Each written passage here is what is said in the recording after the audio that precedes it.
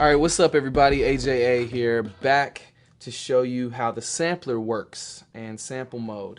A lot of people like to sample old records and make beats out of them. There's been many classic hip-hop records and just dance records and records in general that have used samples from old wax. But there's now a new digital era, to where there's iPods and iPads and internet and all this other stuff. So BeatThing can sample all of that. Basically, anything with an audio output you can record on BeatThing, including microphones, turntables, and all the other stuff that I just mentioned. So what I'm going to do in this tutorial video is basically show you the basics on how to sample a sound and edit that sound in sample mode. So I just click the sample button here to get to that mode, and then on the main screen you'll see I click new, and then I've got a few things here: input gain, my bit depth so I can record 24-bit or 16-bit. I've got my input volume here on the back, which controls how loud it's going to be, and that's a hardware gain input with a built-in limiter to keep the sound from distorting and all that. So once I got all my settings set the way I want, all I'm gonna have to do is hit record and play, and then I start my record and it's gonna record. So I got my record queued up. Yeah, another classic from Mr. Troutman and Zap. You know what I'm saying? Tupac made it famous, but this is the original. So I'm just gonna get that little sample in there.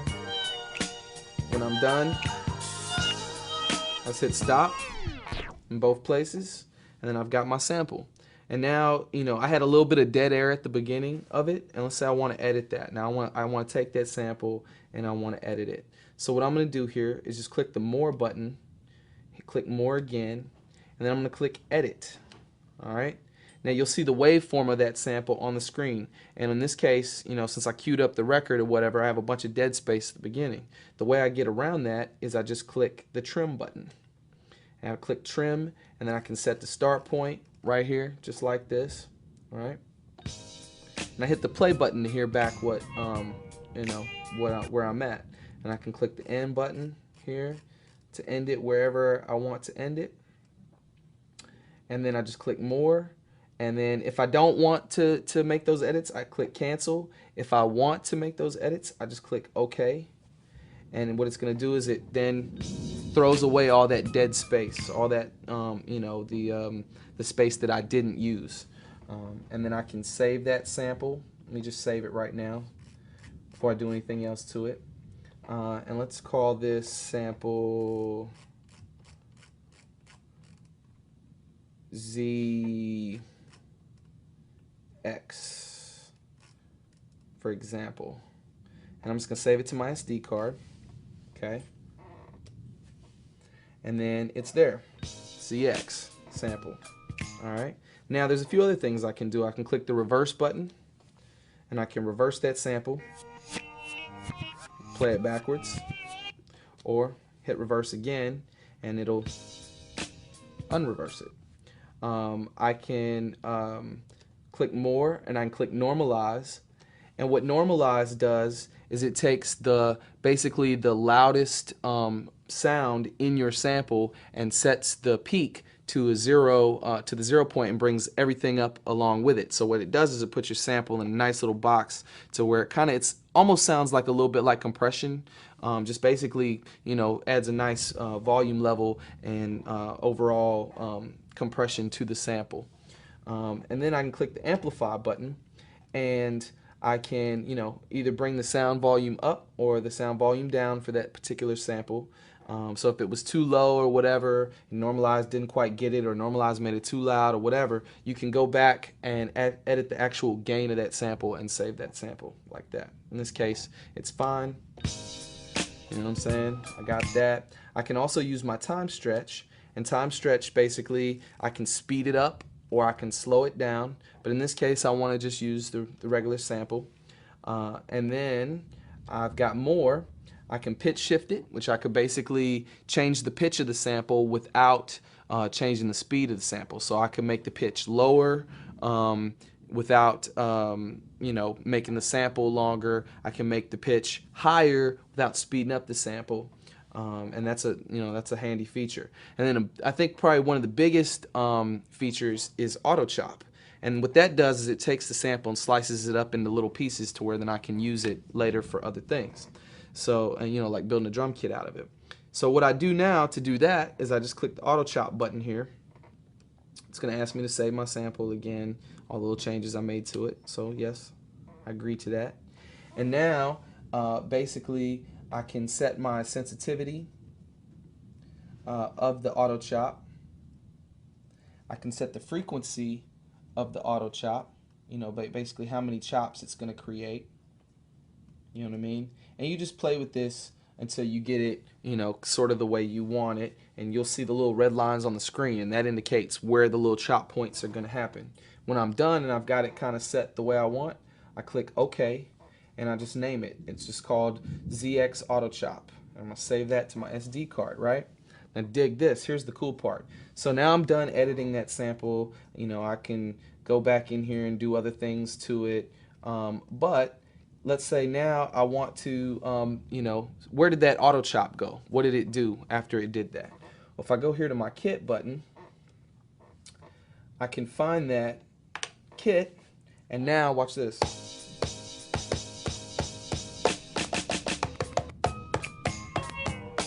All my chop points are right there, already laid out for me in the kit. Let me turn it up a little bit so I can hear what I'm doing here. Now,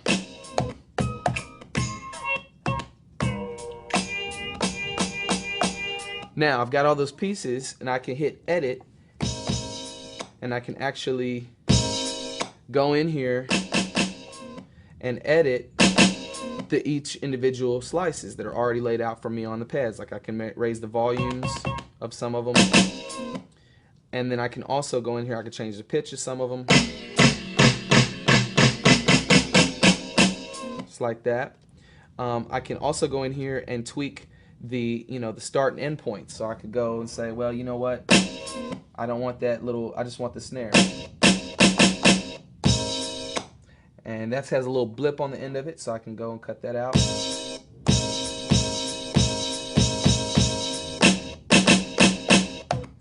And I can edit all the little pieces individually.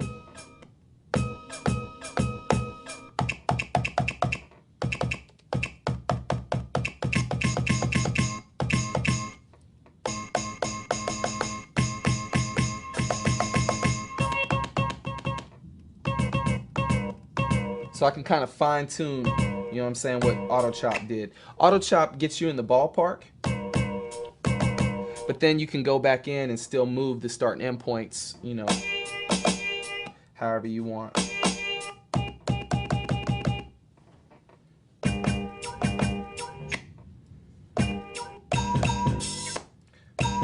So that's what I'm doing.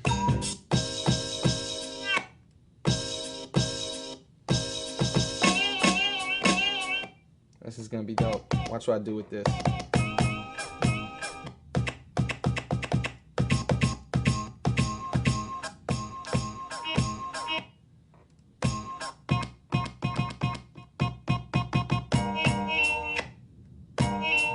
Almost done.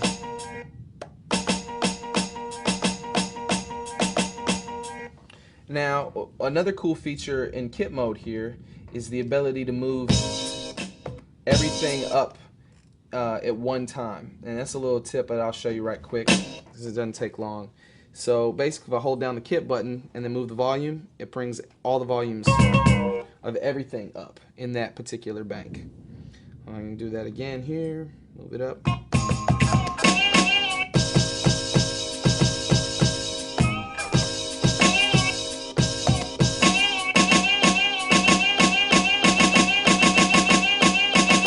Alright, so now I've got that kit built out of my chopped samples, and I'm ready to make a beat out of it. So what I'm just going to do is just go to pattern mode, find my ZX kit that I just made.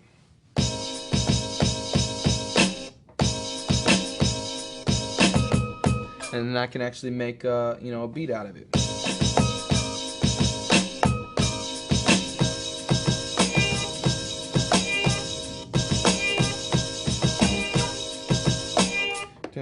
Two, three, 3, 4, maybe set my tempo to like 90, 91, something like that. Hit record and play.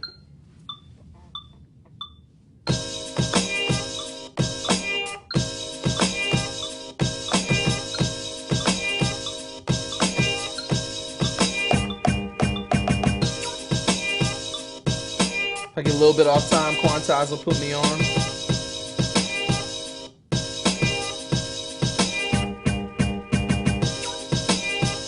In that case, I could do a little bit better, so let me try it again. So all I have to do is put it in replace mode or hit undo and just hit record and play again. Let's try to get a little bit more on beat.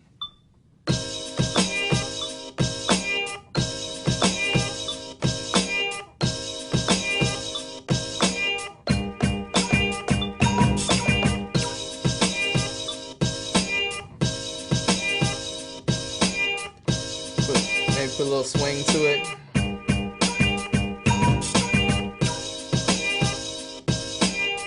Had a note in there that I didn't really like, so just hold down delete and take that note out.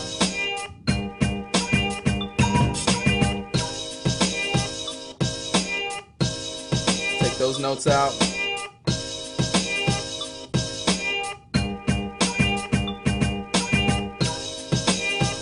I can go to track 2 now, add something else.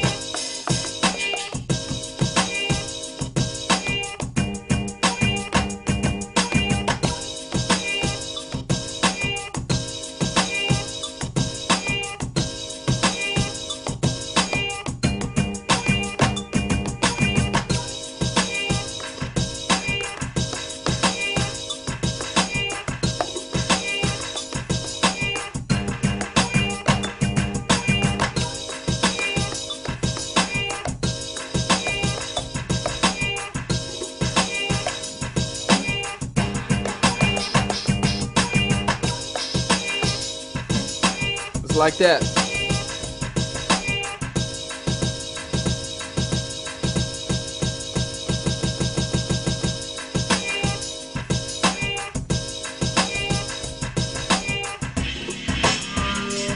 You can drop the pitch of it.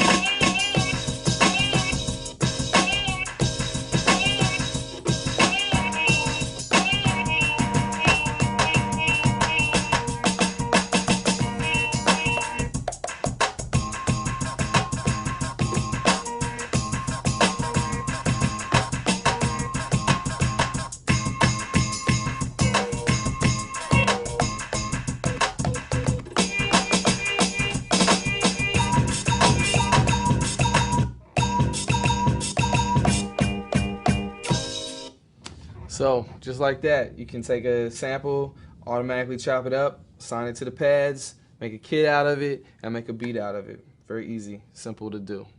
Peace.